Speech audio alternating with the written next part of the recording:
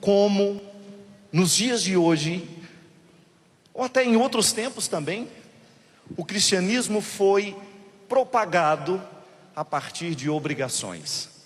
Não pode isso, não pode aquilo, pode isso, tem que fazer isso, tem que fazer aquilo. Não.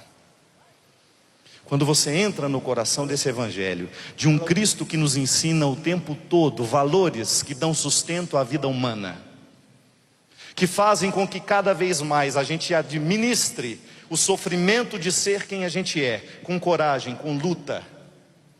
Porque em nenhum momento Jesus nos ilude, em nenhum momento Jesus ilude aquele que ele encontra pelo caminho. Pelo contrário, ele faz com que aquelas pessoas entrem no âmago de suas questões, que eles se enfrentem, que eles vivam o enfrentamento daquele alto mar, naquele momento em que o barco está sendo agitado pela tempestade. Aquilo é tão significativo para nós. Quando Jesus coloca os seus discípulos para viverem o enfrentamento da tempestade, sem enfrentamento não existe crescimento humano. Sem o enfrentamento não existe o amadurecimento das questões. Se você fugir de você mesmo, se você fugir dos seus defeitos, é provável que você morra muito pior do que quando chegou ao mundo. Ao próprio conhecimento do defeito que tinha. Quando você descobre que o cristianismo não é um código de obrigações, mas é um conjunto de realidades, de verdades que vão nos instruindo cada vez mais, de maneira favorável. O evangelho é favorável a mim. O evangelho é favorável a você. Pode observar, não há uma palavra que Jesus tenha dito, um conselho que ele tenha colocado àqueles que encontraram, que você pudesse dizer, isso aqui faz mal para mim se eu viver. Não. Não há um equívoco nessa palavra. Pode haver contradições, mas se você mergulhar no coração das contradições, você vai ver que outra coisa essa contradição não lhe ajuda, não faz em você, se não lhe ajudar a transformar a água em vinho. A vida é difícil, é para mim, é para você, é para cada um de nós que estamos aqui. Porque em momentos diferentes dessa história, em situações diferentes, nós também estamos fazendo de tudo para que esta festa continue. Eu não quero desistir. Eu não quero desistir dessa festa. Eu quero tornar a minha vida cada vez mais um lugar agradável de se viver.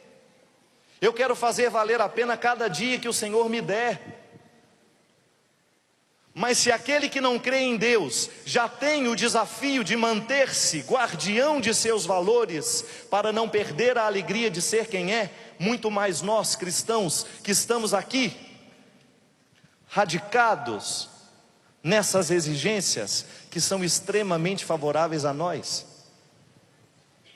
Às vezes eu fico pensando que o grande ardil do diabo, vou usar essa expressão para nos ajudar a entender tudo aquilo que é maléfico no mundo, é justamente sussurrar no nosso ouvido que as dificuldades são ruins para nós, que é mais fácil a gente buscar um caminho mais largo, mais favorável. Não. A mudança acontece toda vez que nós nos desafiamos, toda vez que nós nos enfrentamos. A alegria não nos vem, a alegria não vai nos chegar sem a experiência do enfrentamento. É quando você se coloca diante do Senhor assim: Senhor, falta vinho na minha vida, falta vinho na minha vida de padre, falta vinho na minha vida de marido, de esposa, de filho, de irmão. Eu preciso continuar permitindo que esse milagre se faça em mim, que esse milagre aconteça na minha vida, na minha história, no meu coração. Eu não posso admitir que as realidades diabólicas que estão tão presentes no mundo de hoje venha me negligenciar, venha me colocar um obstáculo que me impeça de chegar a essa festa. Por quê? Se a gente descuida, a festa acaba antes da hora. Quantas pessoas eu encontro pela minha vida? palavra é simples. Padre, minha vida acabou. Quantas vezes você já ouviu alguém dizer isso? Minha vida acabou. Por quê? Porque nos aconteceu uma tragédia? Sim, a tragédia acontece na vida de todo mundo. Por que não pode acontecer na nossa? Nós não somos mais bonitos que os outros. Grandes tragédias acontecem a partir de pequenos descuidos. Se a gente não cuida daquilo que é miudinho, daqui a pouco a tragédia grande está acontecendo na nossa vida mesmo. Mas quantas pessoas que foram abatidas pela tragédia e que depois estiveram ali, vivendo de maneira significativa o resultado daquela tragédia como uma superação? Quem disse que não pode acontecer conosco? Ah, padre, a minha vida acabou porque... E começa a relatar o que acontece. São muitos os motivos para que a vida da gente acabe. E no momento em que as coisas estão acontecendo, a gente se dá o direito de chorar, de espernear. A gente esperneia, não tem problema não. Mas não esqueça da palavra que depois pode reorientar o significado da festa. Fazei tudo o que ele vos disser.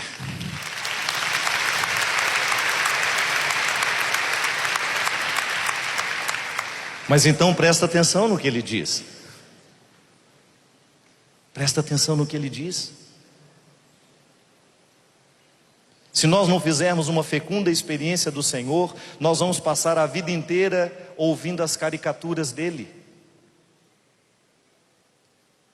É tão trágico quando num determinado momento da nossa vida a gente descobre que a gente não seguiu a Deus, que a gente seguiu uma caricatura dele, que nos foi dada pelo outro, que foi criada por nós mesmos.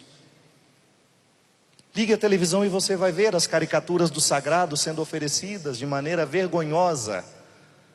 Às vezes eu, como religioso, me sinto envergonhado de ver a comercialização do sagrado de maneira banal. Deus sendo colocado como se fosse o dono de uma vendinha, onde paga, se você paga mais caro, você recebe uma melhor graça, uma graça mais apurada. Semana passada estava assistindo pela televisão um grupo de mulheres rezando em torno de uns carnês. Pagava R$1.000 e você recebia aquela oração. Na televisão isso. E elas rezavam insistentemente, dando ordens a Deus, que aquilo não é rezar. Senhor, o Senhor vai fazer isso na vida dessas pessoas que pagaram R$1.000 para engrandecer a obra.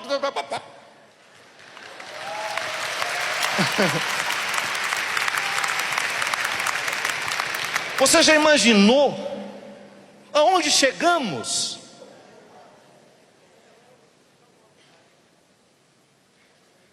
Eu não sei se estão mal intencionados, eu não sei.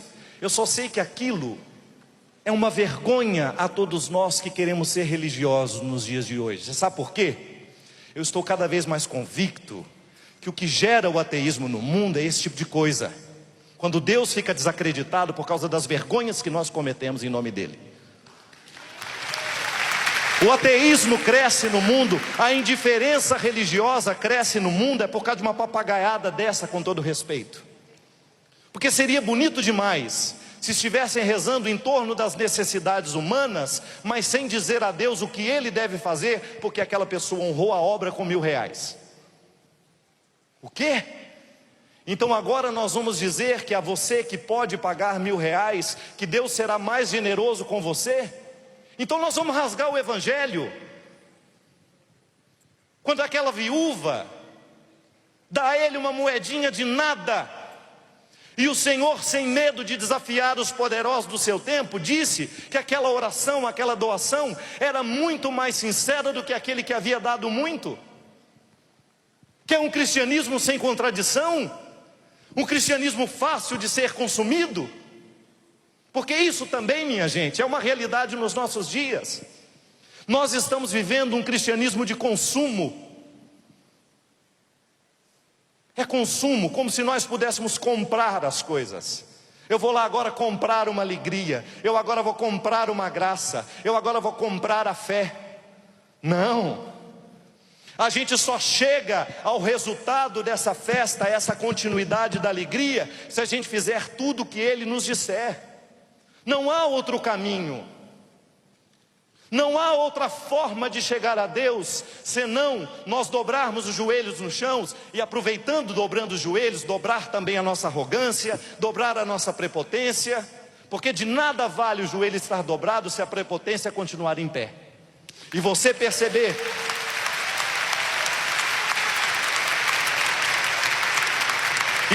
perceber com muita responsabilidade, com muita honestidade. Por isso Deus não pode agir na mentira. O que é que você precisa mudar no seu jeito de ser para que o seu cristianismo continue trazendo os efeitos? O principal deles, que é a alegria. Porque se uma pessoa está feliz, e volto a dizer, não é ser bobo da corte. A alegria que o Evangelho nos convida a viver é aquela que nos dá a satisfação de deitar a cabeça no travesseiro todo dia à noite. Eu gosto de dizer isso sempre. E apesar de ter tido um dia difícil, de ter tido um dia de luta, de enfrentamentos, cristianismo não existe sem enfrentamento. Os senhores bispos aqui sabem muito bem o que é administrar uma diocese. As lutas e os enfrentamentos que vocês precisam viver diariamente, só Deus sabe o que vocês precisam enfrentar. Vocês que são líderes, hoje nós estamos aqui, a comunidade Obra de Maria, 25 anos levando esse amor de Deus. Os enfrentamentos que precisamos enfrentar, viver todos os dias. Mas apesar de todos os enfrentamentos, de todas as nossas lutas, a gente deita a cabeça no travesseiro e fala: oh meu Deus, que bom. Hoje eu fui o padre que eu poderia ter sido. Hoje eu fui a mãe que eu poderia ter sido. Hoje eu fui o esposo que eu poderia ter sido. Hoje eu não perdi a oportunidade de fazer vibrar dentro de mim essa alegria que o Senhor me convidou a viver. Porque a felicidade não é apenas um sorriso. A alegria não é um sorriso no rosto. A alegria é o contentamento naquele estreito da alma, onde você sabe quem você é e você tem a consciência de que você está fazendo o que deveria fazer. Essa consciência feliz que a minha mãe me ensinou desde menino. Fabinho, nunca vai dormir sem antes fazer o seu exame de consciência. Eu falei: meu Deus do céu, o que será isso? Com o tempo eu fui aprendendo que a minha mãe não queria outra coisa senão me ensinar: Fabinho, não vai dormir sem antes analisar dentro de você se está valendo a pena ser quem você é, se você não está se perdendo no meio do caminho, se você não está perdendo a oportunidade de mudar substancialmente quem você é. Eu tenho uma história difícil, você tem também. E nós tínhamos tudo para sermos bandidos, poderíamos dizer. Dependendo do estrago que fazem na nossa vida, dependendo do estrago que uma criança recebe, afetivamente, moralmente, assédios. Uma pessoa tem todos os motivos, depois, para se tornar a pior das pessoas. Basta ter sido mal educada, basta ter sido exposta a situações que ela não pôde administrar sozinha. São os estragados do mundo.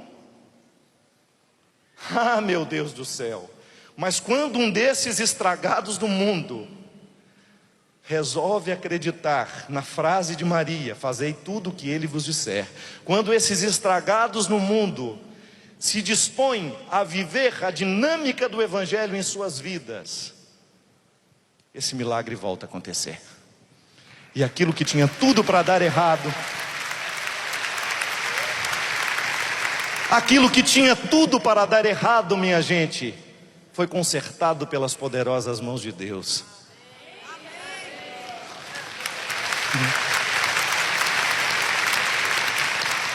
Semana passada lá em Campos do Jordão, eu estava passando lá numa situação que eu fui resolver. De repente eu entrei numa farmácia, que eu tinha esquecido de comprar um remédio, e o rapaz do caixa me atendendo. Aí eu percebi uma lágrima assim no canto do olho dele. Ele me entregou o remédio e falou assim: seu padre, preciso agradecer ao senhor duas coisas. Há 4 anos atrás, Deus me tirou da droga através de um livro do Senhor.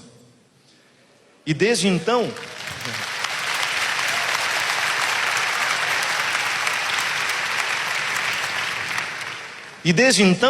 depois que eu saí das drogas, Deus fez uma revolução no meu coração e corrigiu o meu maior defeito, que era destratar a minha mãe. Hoje eu amo a minha mãe e a respeito nas mais pequenas coisas. Eu achei que eu tinha ido lá na farmácia comprar remédio. Não. Eu fui lá escutar aquele menino que encheu o meu coração desse significado aqui. Você sabe por quê? É muito bom quando a gente faz isso, ó. Eu passo a ser ela. Quando você passa a ser ela na vida de alguém. Eu não posso ser o Cristo para você, mas eu posso fazer por você o mesmo que Maria fez naquela festa. Fazei tudo o que ele vos disser.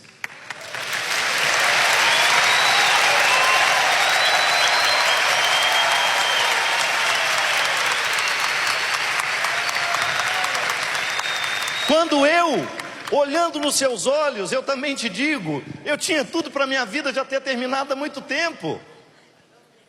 A minha festa estava uma merda.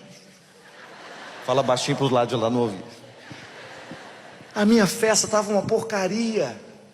Mas de repente eu ouvi alguém me motivando. De repente eu ouvi uma música que mexeu comigo. De repente eu ouvi uma pregação que mexeu com o meu jeito de ser, com o meu jeito de pensar. E eu só fiz o que Nossa Senhora pediu que fizesse. Eu prestei atenção nas palavras do seu filho. E a gente, como cristãos, você possui esse dom. Aponte as pessoas.